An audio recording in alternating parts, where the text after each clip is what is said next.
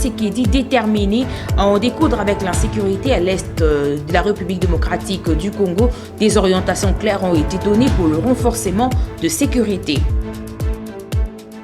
Des graves révélations contenues dans un rapport récemment publié par les experts de l'ONU, l'Ouganda est également cité comme partenaire de la rébellion qui sévit à l'est de la RDC.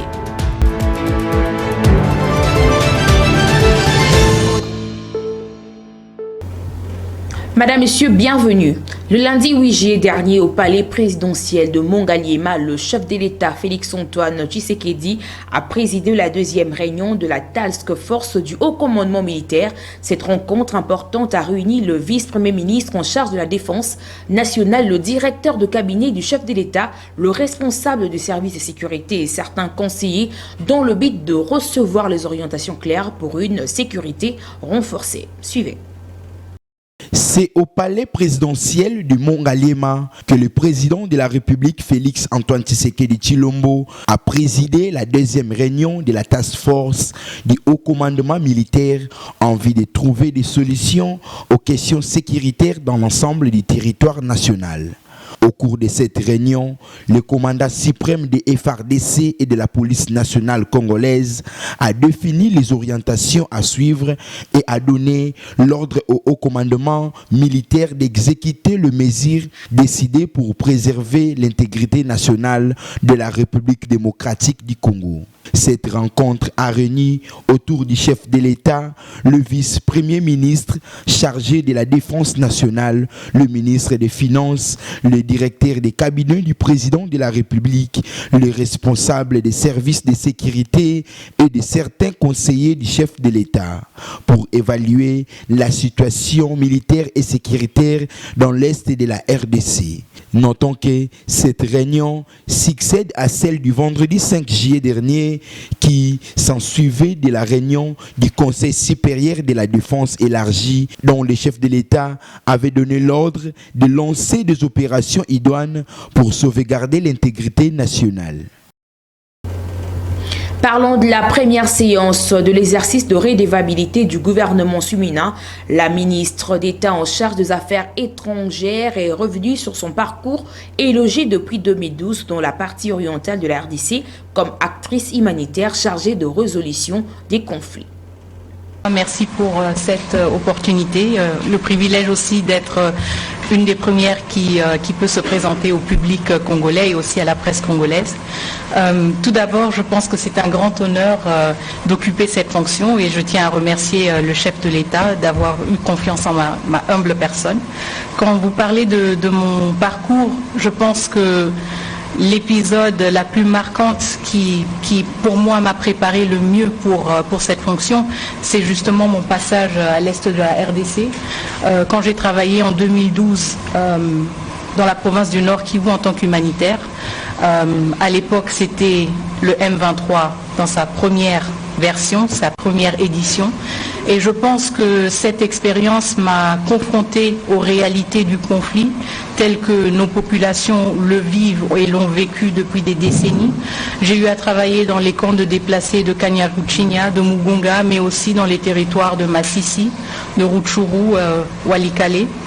Et pour moi, maintenant, être à cette position-là veut dire aussi que j'assume mes responsabilités et mes fonctions avec un profond sens de redevabilité aussi envers ces populations-là que j'ai rencontrées il y a 10 ans.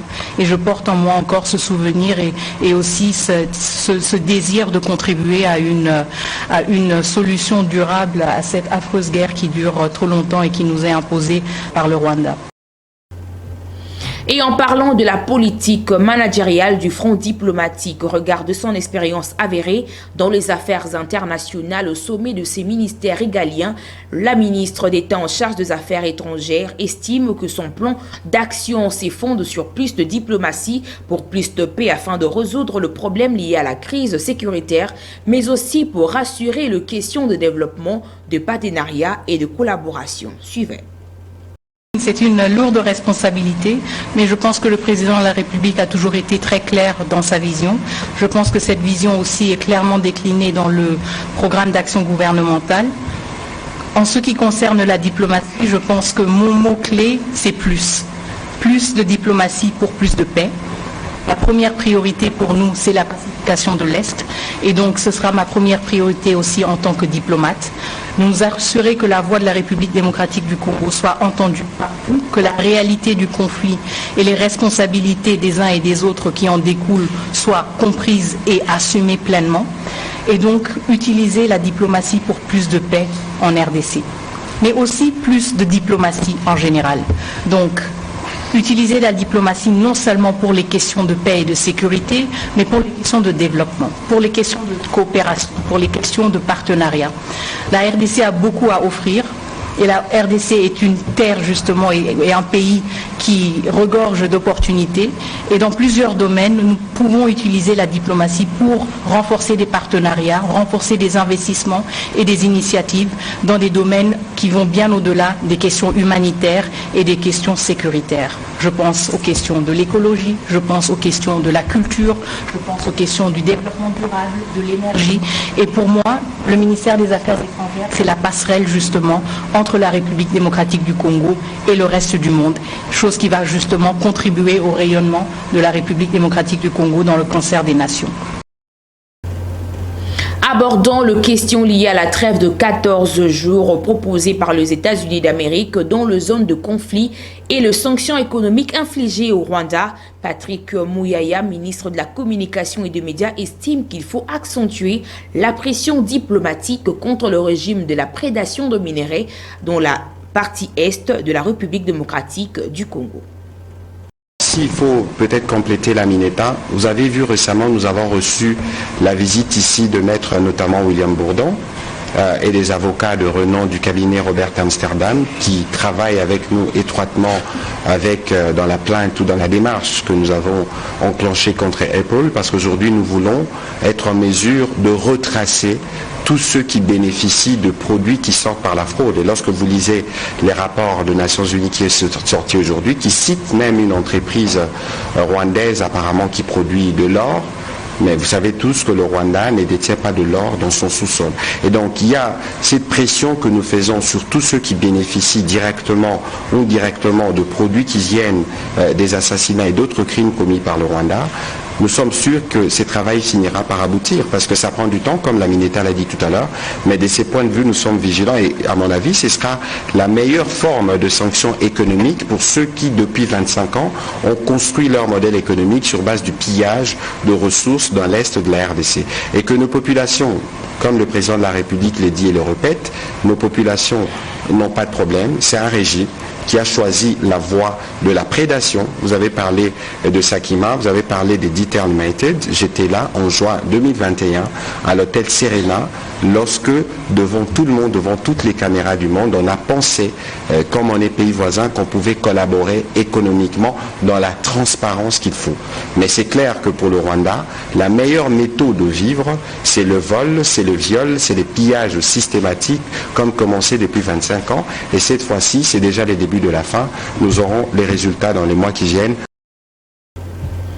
Et au cours de l'entretien entre le ministre de l'Habitat et de l'Urbanisme avec son collègue de la Justice, Constant Moutamba, une mesure sévère s'annonce pour récupérer les avoirs de l'État, notamment de maisons, immeubles, véhicules et tout autre patrimoine privé de l'État. Il est question pour nous de lancer une opération de récupération de biens de l'État et d'assainir le secteur de l'urbanisme et d'habitat. Donc, le bien privé du domaine privé de l'État comprend notamment les immeubles, les maisons, qui sont aujourd'hui spoliés par ce qu'on appelle les spoliateurs. Alors, à la 3e réunion du Conseil des ministres, dans sa communication, son Excellence Monsieur le Président de la République nous a donné un certain nombre d'instructions, notamment la mise en place d'un cadre de concertation pour justement inventorier, répertorier et récupérer le bien du domaine privé de l'État. Donc, je suis venu voir mon collègue justement pour concrétiser et matérialiser l'inscription du chef de l'État. À dater de ce jour, nous allons ensemble lancer l'opération de récupération du patrimoine privé de l'État. Donc les maisons, les immeubles, les emprises qui ont été spoliées, il faut que l'autorité de l'État soit instaurée et rétablie dans le secteur de l'urbanisme et de l'habitat. En dehors de nos frontières, le président de la Chambre basse du Parlement, Vital Kamerhe, a précisé que le Rwanda et l'Ouganda sont sur le territoire congolais avec leurs troupes dans la partie orientale de la RDC et dénonce les silences assourdissants de la communauté internationale. Face à cette situation, c'était à l'occasion de la 49e session de l'Assemblée plénière de la francophonie. Pour nous, l'Afrique doit aimer l'Afrique.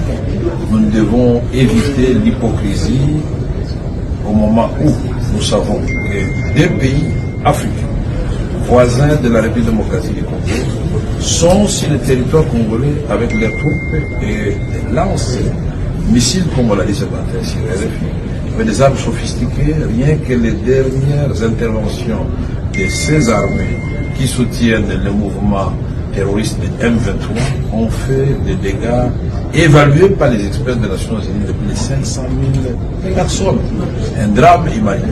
Mais le même rapport des Nations Unies parle de plus de 10 millions de morts dans la République démocratique du Congo. C'est un génocide oublié. Et nous, en tant qu'élus du peuple, dans le cadre de la diplomatie parlementaire, nous avons l'obligation de dire haut et fort notre désapprobation face à ce silence assourdissant de la communauté internationale. Et nous engageons l'OIF à travers l'Assemblée parlementaire de la francophonie, hausser le ton et de pousser les pays qui ont une certaine influence sur les agressions de la République démocratique du Congo à prendre non seulement des mesures coercitives contre ces deux pays, mais des sanctions, et de vraies sanctions.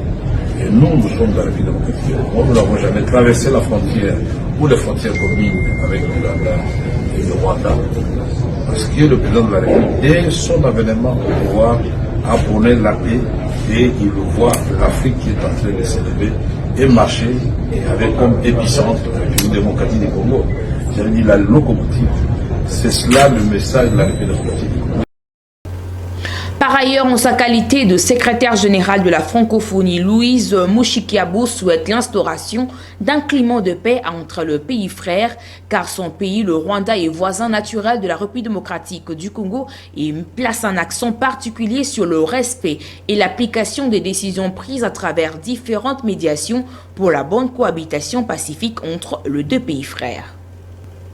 Autre chose, de graves révélations contenues dans un rapport récemment publié par les experts de l'ONU le week-end dernier. L'Ouganda est également cité comme partenaire de la rébellion qui sévit dans la partie est de la République démocratique du Congo. Dans ces rapports, les experts ont démontré comment Kampala a facilité les transits des mouvements rebelles rwandais et du mouvement M23 sur son territoire pour traverser en RDC avec la participation de services de renseignement ougandais. Le même rapport a démontré que certains chefs de mouvements rebelles se rendent en Ouganda pour de réunions privées. Les experts citent notamment Sultani Makengo, chef militaire du M23, ainsi que Corneille Nangaa, président du mouvement socio-militaire dénommé Alliance Fleuve Congo, un allié direct du M23. Il précise également que la présence de Sultani Makengo, par exemple, a été signalée plusieurs fois à Entebbe et Kampala, où il a été tenu plusieurs fois de réunions avec des leaders de certains groupes armés. Notons la société civile qui avait déjà alerté le gouvernement congolais sur l'appui de l'Ouganda à la rébellion rwandaise et que la chute de Bunagana était facilitée par l'Ouganda. Certaines troupes ougandaises auraient même été mises en contribution pour combattre aux côtés des rebelles pour fragiliser l'armée congolaise. Le même Ouganda est actuellement cité dans la chute de Kanyabayonga. Depuis le début des hostilités, les experts ont démontré qu'entre 3 000 et 4 000 militaires rwandais ont déjà traversé la frontière pour être déployés dans les territoires de Rutshuru, Nyiragongo et Masisi. Ces militaires sont outillés d'un équipement de pointe et des véhicules blindés équipés de radars et de missiles solaires. Dans ces mêmes registres, les rapports précisent que la rébellion a recruté même des enfants pour les mettre en contribution dans cette lutte armée acharnée.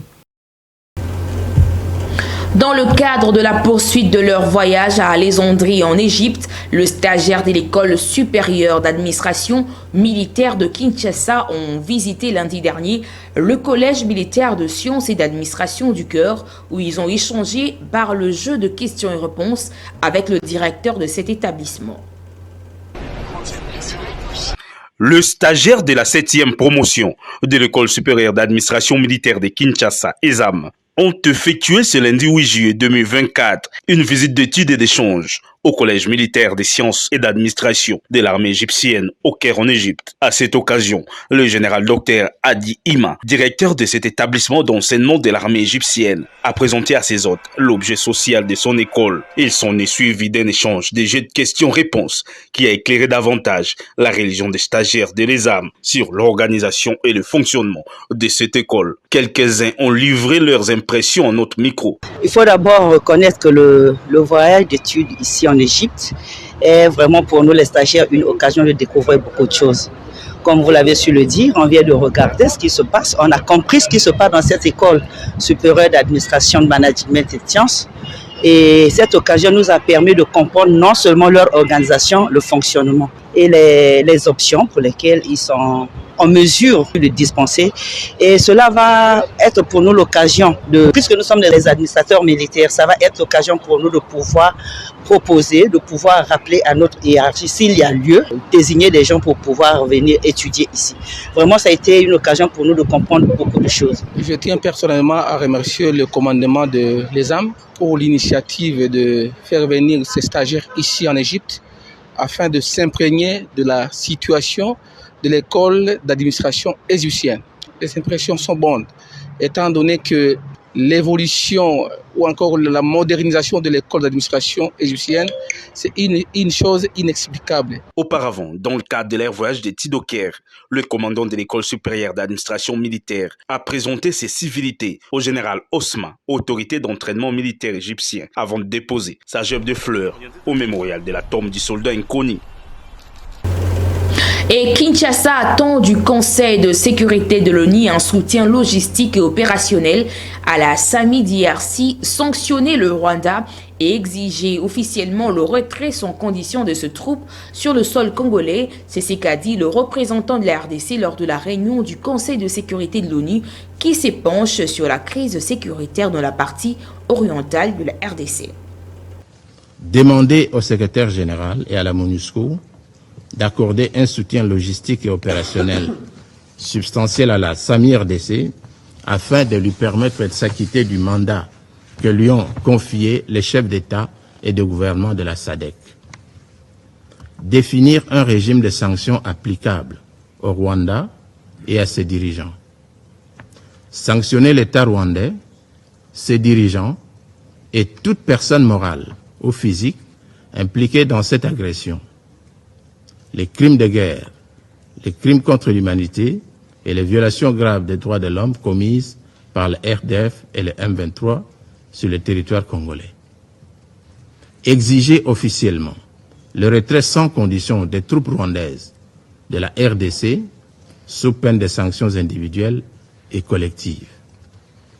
Suspendre toute participation des troupes du Rwanda aux opérations de paix des Nations Unies et décréter un embargo sur les armes contre lui jusqu'à l'arrêt de son soutien au M23 et au retrait total de son armée du territoire de la République démocratique du Congo.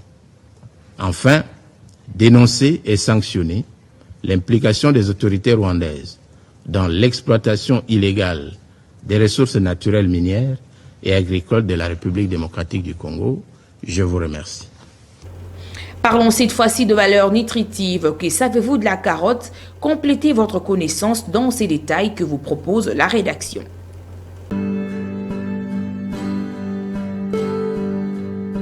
La carotte fait partie des légumes les plus consommés dans le monde entier.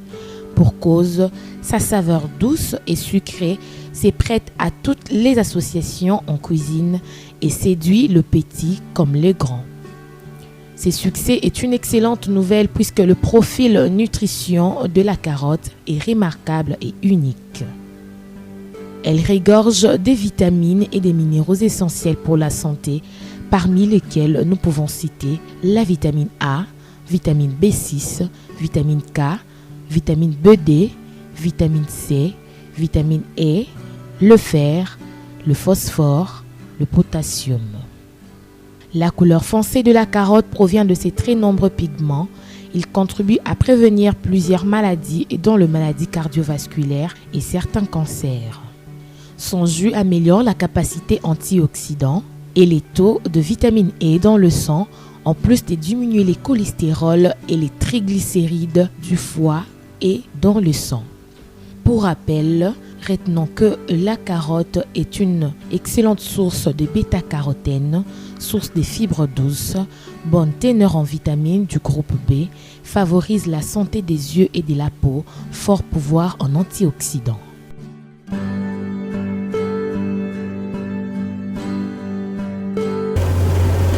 Abordons la météo cette fois-ci. Demain matin à Kinshasa, vous pourrez profiter du soleil. La température dans la capitale congolaise sera de 19 degrés Celsius. La force du vent skiera aux alentours de 8 km/h. Et à l'après-midi, ça sera un beau soleil sans nuages, dominé par une température qui atteindra le 33 degrés Celsius avec un ressenti plus fraîche, soit 30 degrés Celsius. Et enfin, dans la soirée, il y aura un ciel dégagé. La température va retomber vers le 30 degrés Celsius.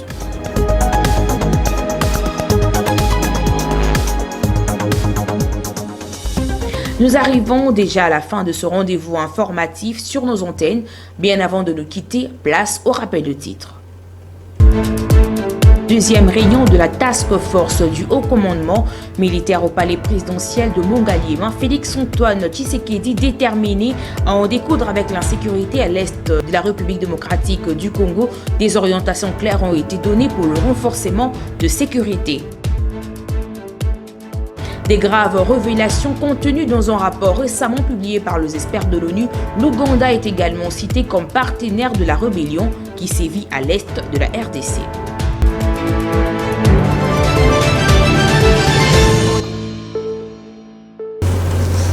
Madame, Messieurs, ce majestueux travail est réalisé grâce à la conjugaison des efforts de la rédaction et de la technique. D'ici là, portez-vous bien. Excellente suite de nos programmes en compagnie de Kinactu Télévision, votre partenaire d'excellence. Au revoir.